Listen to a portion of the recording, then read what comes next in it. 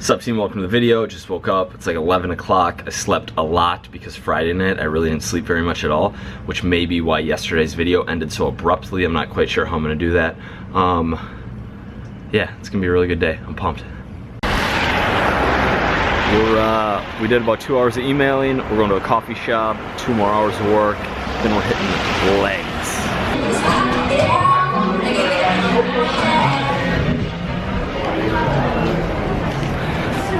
Alright, update. Just did about 2 hours of solid client work. I'm now walking to my boy Boris, who is sneaking me in last minute to get a little cleanup. What else? I don't think I explained in detail, maybe I did on YouTube, why I'm going low caffeine right now. I did a long Snapchat about it, but I don't know if it permanently exists anywhere. A few people have been like, should I not be drinking caffeine? Like, why are you taking caffeine intake way down? I'm pro caffeine. Like, scientifically, objectively, I'm pro caffeine. I was in a unique situation where I was binging on it every day for a decade.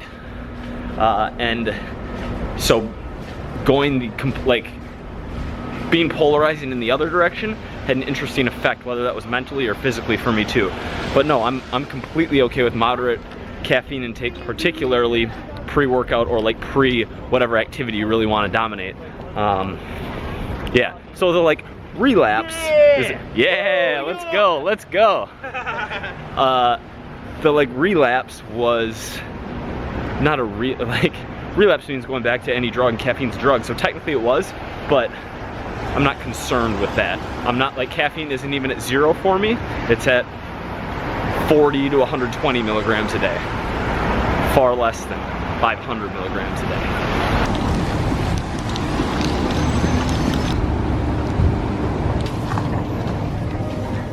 Oh man.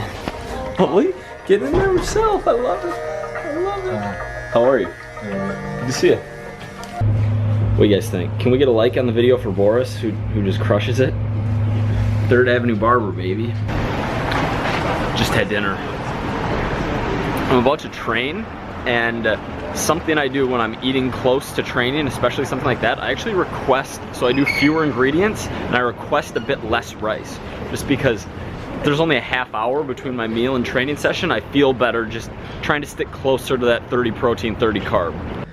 Yo team, these books, they're not mine. They belong to the guy I'm subletting from. Gotta remember the Chinatown Grindhouse, sublet, short term. I only have a suitcase here, that's it.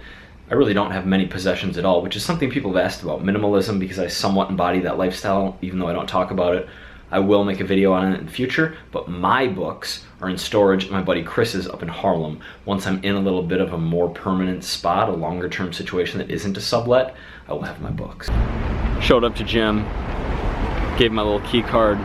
Dude says we close in 12 minutes, 6:48 p.m. Tilted out of my mind. Meditation isn't working. What's going on, team? I'm still quite tilted right now about that recent gym not being open experience.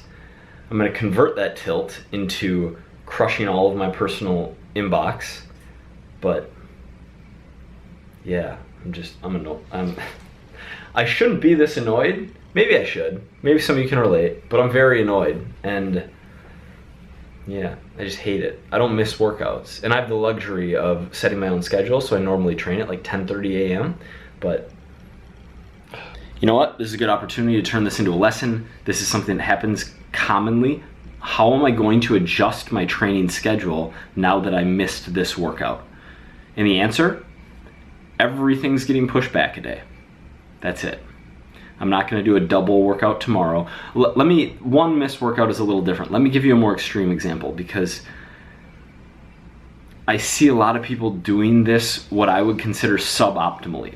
Pretend you are on a upper lower rest schedule.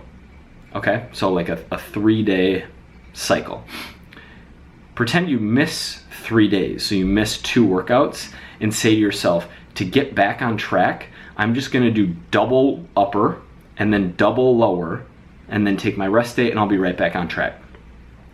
Doubling your training volume isn't necessarily, well, it's not going to give you 2x the result, and it isn't even necessarily going to give you an additional result compared to just getting right back on track, just resetting mentally. And I think there is something in some people's brains, particularly type A people, that says, I am sticking to this schedule and this is what is getting me results, so I can't vary from this schedule.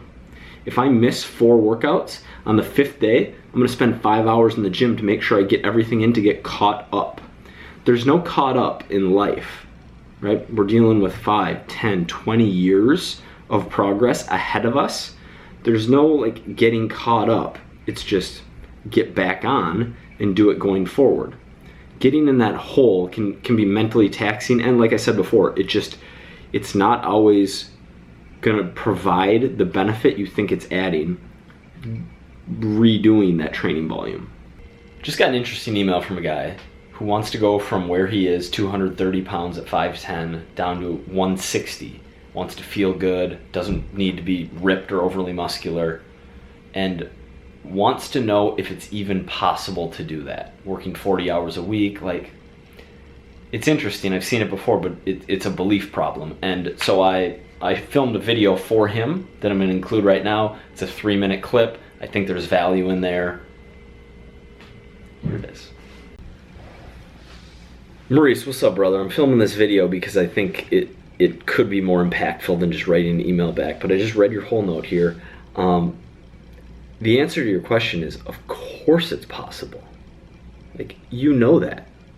Look at how many people have made real successful weight loss transformations that also work full-time jobs and do even more, like full-time jobs, side hustles, but on top of that, I've coached and seen single moms, kids, and like multiple jobs make crazy transformations. I've seen people going through like real difficult life events lose 50 pounds through the process. Like, it is absolutely 100% possible. And that's the first thing you need to wrap your head around, because if you don't believe in your mind that you can go from 230 down to a healthy weight range where you feel good and like feel lean, not overly muscular, but in that 150 to 165 range, if you don't believe you can do it, you're absolutely not gonna do it. And at your age, especially, like 25 years old is so much easier to lose body fat than at 35 years old, which is even easier than 45 years old. Do it now, make the progress, keep it off.